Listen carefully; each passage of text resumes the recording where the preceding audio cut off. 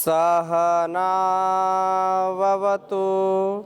सहनौ भुनक्तु सह वीर्यं करवावहै तेजस्विनावधीतमस्तु मा विद्विषावहै। ओम शांति शांति शांति। वैदिक जीवन पद्धति की 68वीं कक्षा में आप सबका हार्दिक स्वागत है, अभिनंदन है। बहुत ही अच्छी चर्चा चल रही है कि हम शरीर को कैसे स्वस्थ बनाएं। सभी की आंतरिक मांग होती है, क्योंकि शरीर हमारा स्वस्थ है तभी हम हर प्रकार के सुख का, हर प्रकार के आनंद का अनुभव करके बहुत ही दिव्यतापूर्वक जीवन को जी सकते हैं।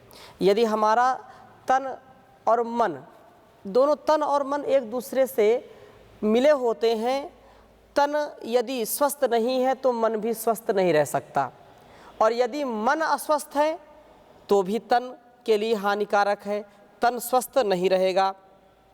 अतः तन मन की प्रसन्नता के लिए हमको नित्य प्रति जो वैदिक दिनचर्या है, जो क्रियाएं उसमें आती हैं कि प्रातः काल की दिनचर्या में ये करना चाहिए, लंबी चर्चा हमने पीछे की है, उसको ज़रूर करना चाहिए। उसी का एक महत्वपूर्ण अंग व्यायाम है, क्योंकि अभ्यंग करने के बाद आप व्यायाम करेंगे तो विशेष लाभ मिलता है। और व्यायाम जो है प्रतिदिन व्यक्ति को करने से वह बहुत ही शक्तिशाली होता है।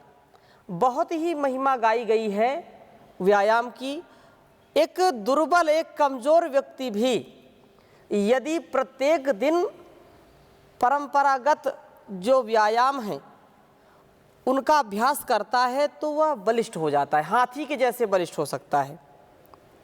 आपने देखा होगा जो यहाँ के पहलवान हुए भारत के, पूरी दुनिया में उन्होंने नाम रोशन किया। राम मूर्ति जी का नाम आपने सुना होगा। तो उनका शरीर पहले बहुत ही कमज़ोर था, रोगी थे, ऐसा सुनते हैं। धीरे धीरे उन्होंने ये प्रण कर लिया कि मुझको बलिष्ठ बनना है, मुझको इस रोग से दूर होना है, इस रोग को दूर करना है। और उन्होंने बहुत जो परंपरागत और कुछ चीज़ें उन्होंने अपने आप से खोजी, व्यायाम खूब किया, शरीर की साधना की, तो उन्होंने पूरी दुनिया में अपना नाम रोशन कर दिया। और उनके नाम से आज दंड और बैठक हम करते हैं। दारा सिंह का नाम आप सुनते हैं, जानते हैं। उन्होंने भी कितना पुरुषार्थ किया, एक शरीर के बल के कारण पूरी दुनिया में लोग नाम रोशन कर देते हैं। तो शरीर के लिए भी वेदों में बार बार ये आता है, बलम उपास्य, जो है बल की उपासना हमको करनी चाहिए। बल जो है, बिना बल के हम इस संसार में व्यवहार नहीं कर सकते। जो वीरता से युक्त हैं वही लोग इस धरा का सुख भोग सकते हैं। कायर, बुज़दिल, कमज़ोर लोग इस धरा का सुख भोग नहीं सकते। इसलिए शरीर को बहुत ही बलिष्ठ बनाना हमारा परम कर्तव्य है। और ये बात यहाँ पर कही जा रही है कि व्यक्ति यदि दीर्घ आयु को प्राप्त करना चाहता है, यदि अपने शरीर को वज्र के जैसा बनाना चाहता है, तो इसमें कभी उसको आलस्य प्रमाद नहीं करना चाहिए। क्योंकि जितना जितना हम प्रमाद करेंगे उतना उतना हमारा शरीर जो है रोगग्रस्त होगा। शरीर को तो आराम तलबी चाहिए। परम पूज्य स्वामी जी महाराज कहते हैं कि एक बार कम से कम सुबह सुबह पसीने से नहाना चाहिए। पसीने से नहाने का तात्पर्य क्या है कि आप इतना व्यायाम करें। कोई उछल कूद करता है, कोई पहलवानी करता है, कोई दौड़ता है, कोई दंड लगाता है। ये विशेष प्रकार का जो अंगों का आयाम है वही व्यायाम है। तो विशेष प्रकार से हम इनको जब करते हैं तो वस्तुतः हमारा शरीर बहुत ही अच्छा होता है। और ये कहा भी गया कि शरीर में स्वतः ही कुछ ना कुछ चेष्टाएं होती रहती हैं, पर वे चेष्टाएं शरीर के आभ्यंतर अवयवों के द्वारा होने वाली चेष्टाएं हैं। जैसे हाथ का चलाना, गर्दन घुमाना, कुछ बोलना, ये सब क्या है? ये एक अंदर के जो भाव हैं उनको समझाने का एक तरीका है। शरीर की कुछ भाषाएं होती हैं, बॉडी लैंग्वेज बोलते हैं। तो ये जो भी हम व्यवहार करते हैं वो एक हमारा एक अभिव्यक्ति का साधन है, परंतु ये व्यायाम नहीं है। सुबह सुबह जब हम प्रयत्नपूर्वक किसी इन क्रियाओं को करते हैं, विभिन्न बाह्य अंगों के द्वारा जो है चेष्टाएं हम करते हैं, तो इसको फिर हम व्यायाम कह देते हैं। आहार के द्वारा शरीर की ठीक ढंग से अपचिति और शरीर सामर्थ्यवान होकर के अधिक से अधिक कार्य कर सके, इसके लिए व्यायाम करना परम आवश्यक है। व्यायाम की बड़ी महिमा है। आपके समक्ष मैं कुछ पारिभाषिक चीज़ें बताऊंगा जो हमारे ऋषियों ने हमारे लिए बताई हैं। सुश्रुत ने अत्यंत संक्षिप्त लेकिन बहुत ही सटीक परिभाषा देते हुए व्यायाम का महत्व गाया है, व्यायाम की महिमा बताई है। हमने कहा कि यदि एक शब्द भी हमने ग्रहण कर लिया तो हमारा कल्याण उसी से हो जाता है। तो बहुत ही सार रूप में सुश्रुत जी ने यहाँ पर कहा कि शरीर आयास जनकम, शरीरायास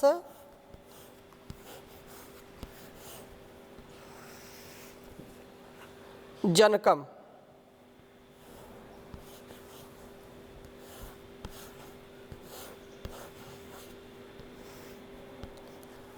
शरीरायास जनकम कर्म व्यायाम संजितम, कर्म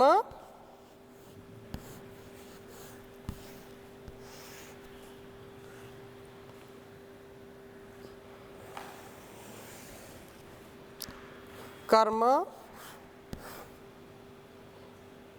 व्यायाम संजितम।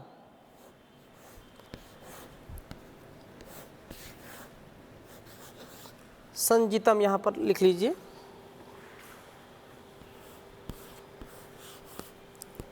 बहुत ही उत्तम बात कही है। शरीर आयास जनकम कर्म व्यायाम संजितम। कहने का आशय ये है कि शरीर में आयास अर्थात थकावट या श्रम उत्पन्न करने वाला कर्म व्यायाम कहलाता है। व्यायाम क्या है?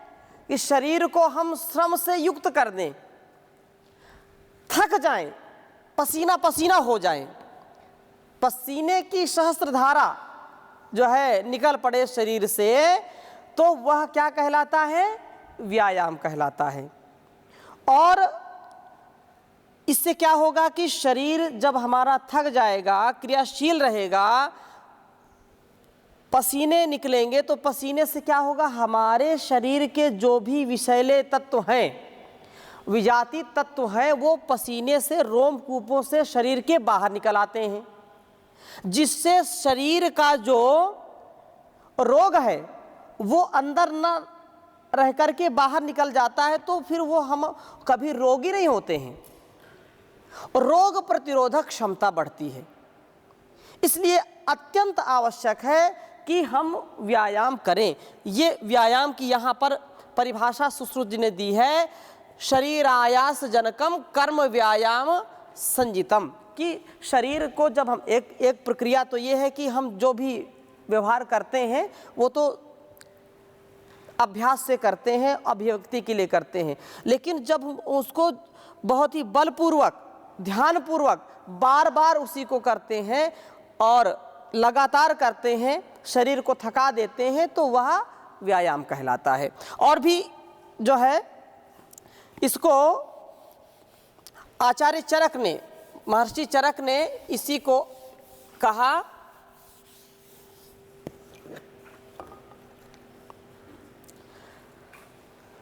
कि शरीर चेष्टा या चेष्टा। बहुत ही सुंदर बात है।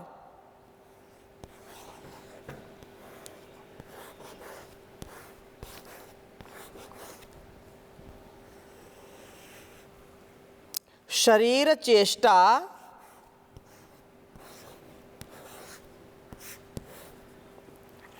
या चेष्टा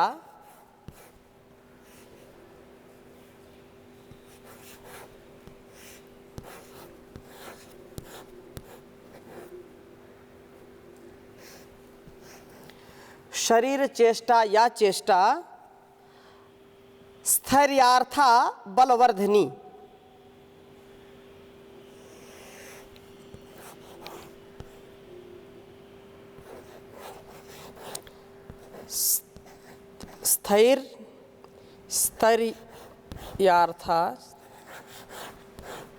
स्थैर्यार्था बलवर्धिनी।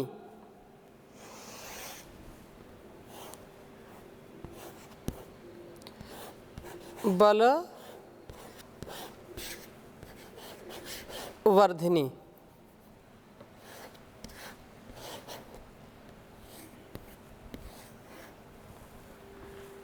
शरीर चेष्टा या चेष्टा स्थैर्यार्था बलवर्धिनी। आगे कह रहे हैं देह व्यायाम संख्याता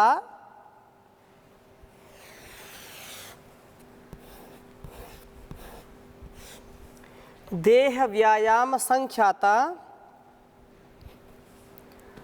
मात्रया ताम समाचरेत।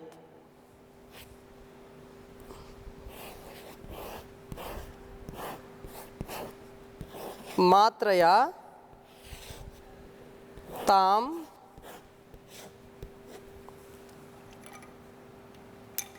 समाचरेत।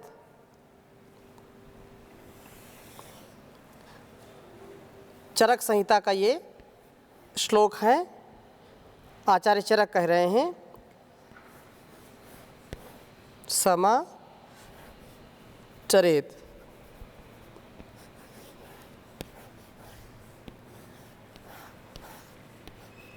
समाचरित विशेष रूप से एक बार उच्चारण करेंगे, शरीरा चेष्टा या चेष्टा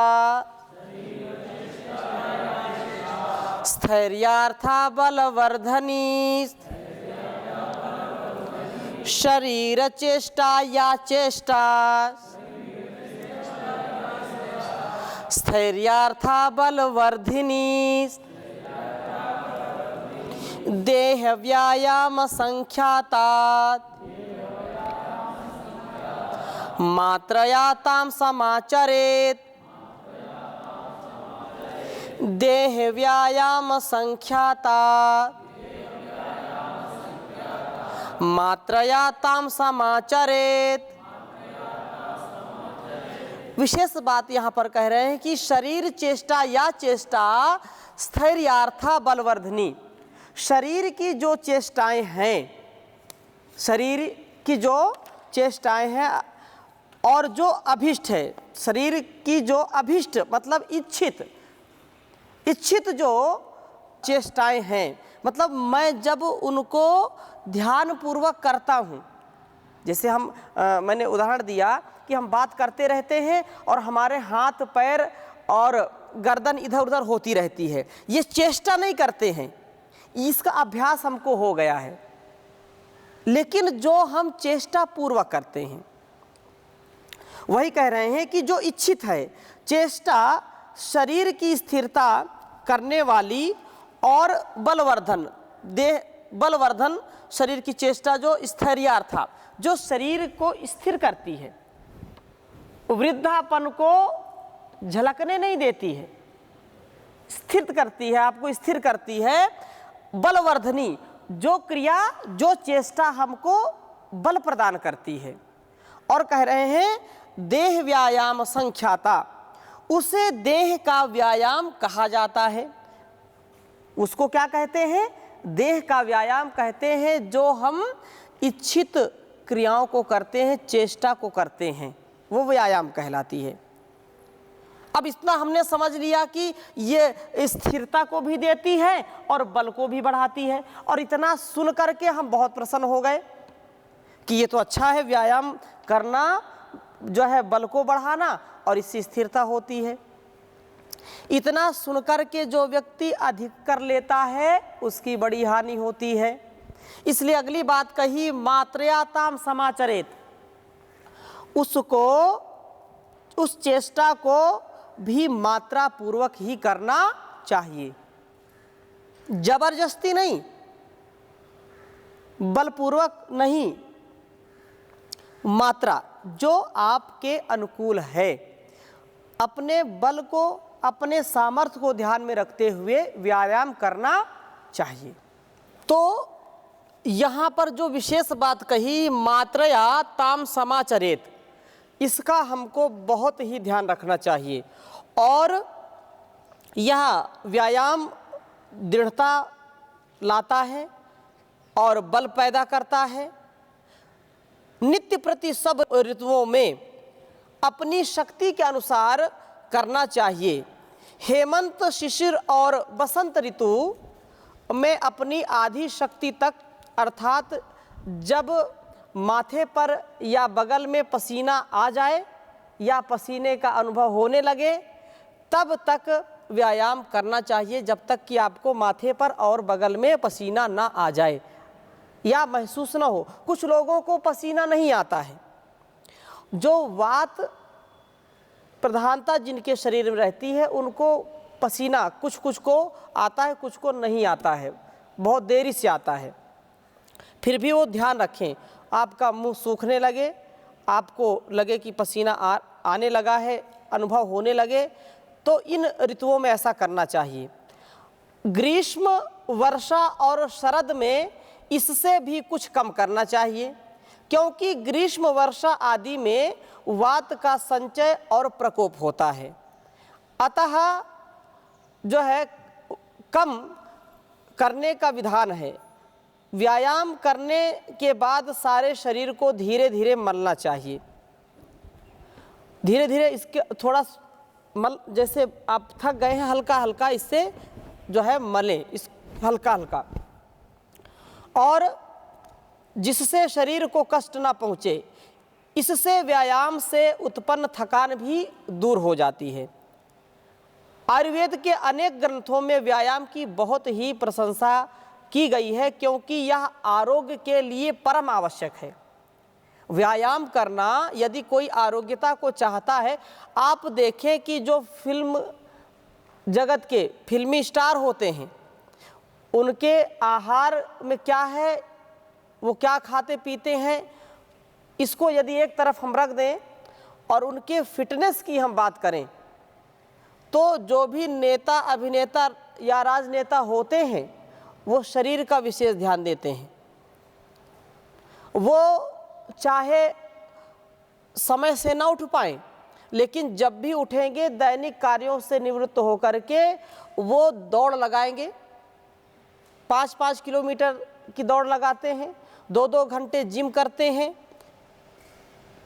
इसीलिए वो फिट रहते हैं।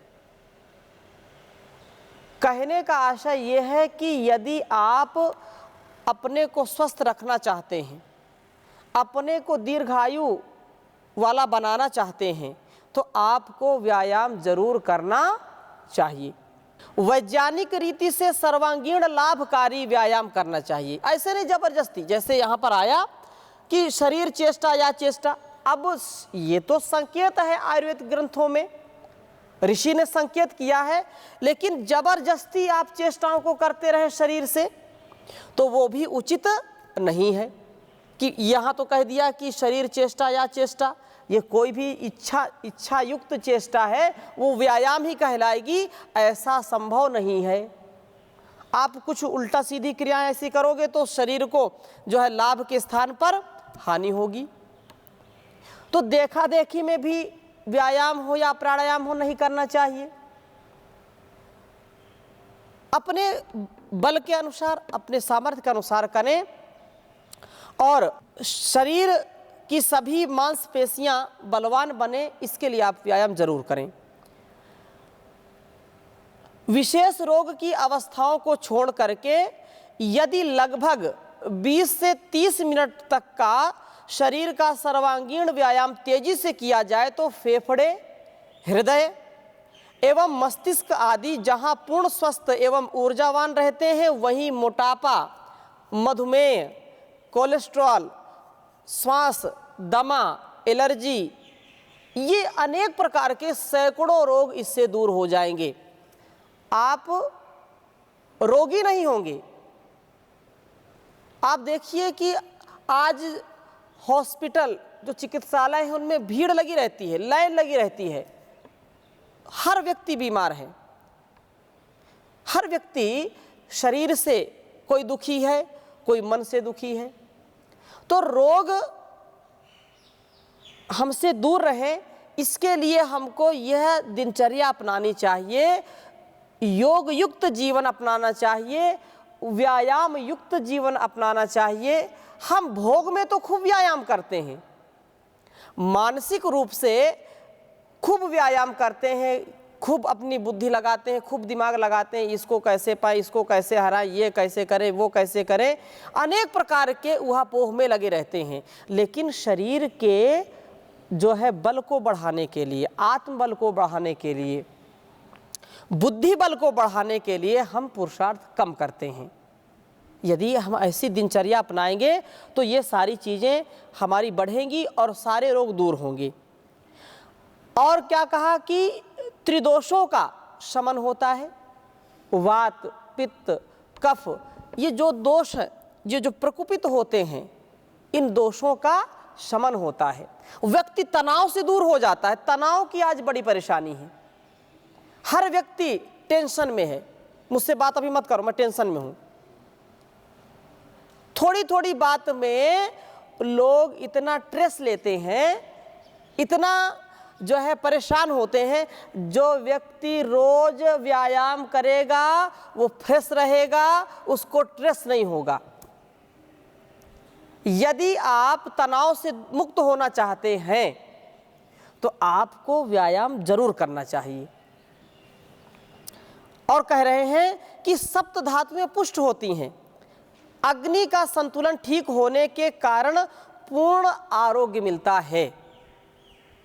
आप सुबह कुछ नहीं कर पाते हैं तो तेज थोड़ा सा चलने का अभ्यास करिए।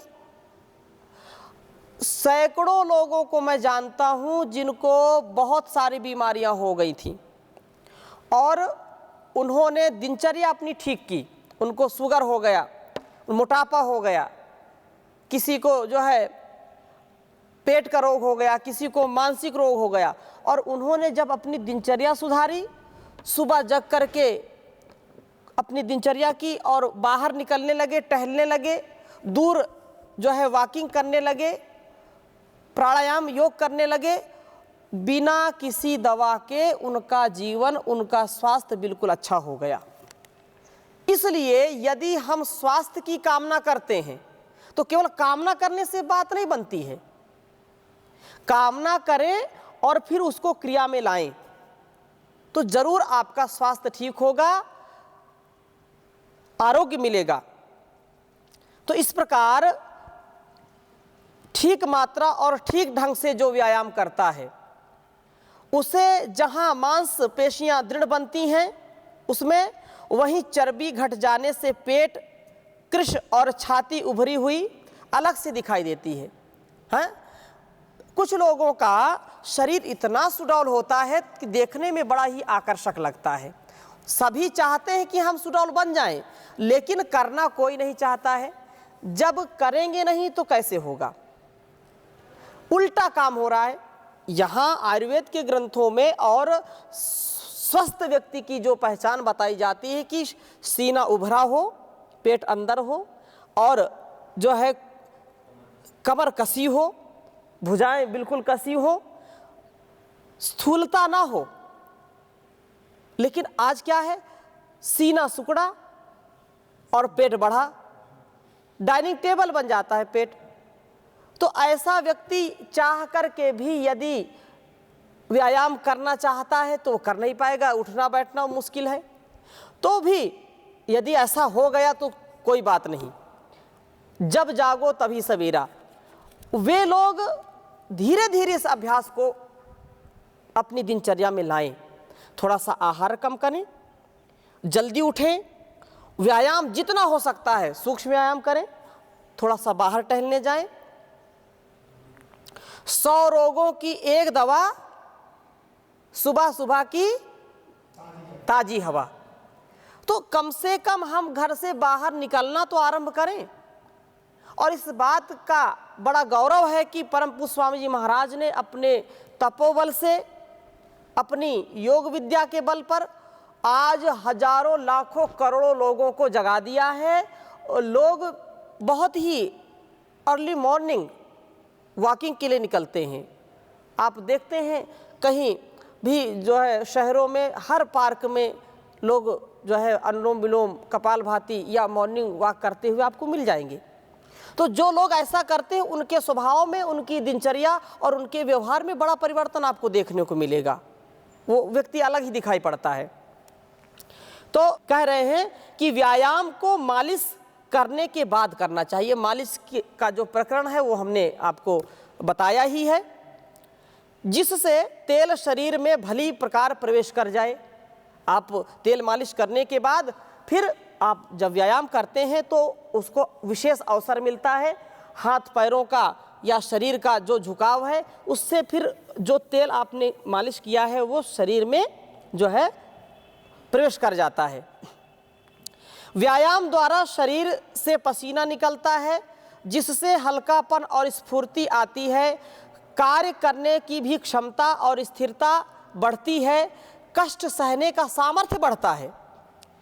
पाचन शक्ति बढ़ती है। कुपित हुए दोष, विशेषता कफ दोष शांत हो जाते हैं। बहुत ही उत्तम बात है। यदि इसको हम करें तो क्यों नहीं हमारा स्वास्थ्य अच्छा हो सकता है। शक्ति से अधिक जो यहाँ बात कही कि मात्रया ताम समाचरेत, इसके विषय में बिल्कुल ध्यान रखना चाहिए कि शक्ति से अधिक व्यायाम करने से प्यास और श्वास, गंभीर प्रकार का दमा, खांसी और ज्ञानेंद्रियों की कार्य करने की असमर्थता, श्रम, वमन आदि रोग उत्पन्न होना, अति व्यायाम करने से व्यक्ति उसी प्रकार से क्षीण होकर के पस्त हो जाता है, जिस प्रकार भारी हाथी को खींचने से शेर पस्त हो जाता है। इसकी चर्चा हम इस प्रसंग की और आगे करेंगे। अभी यहीं तक।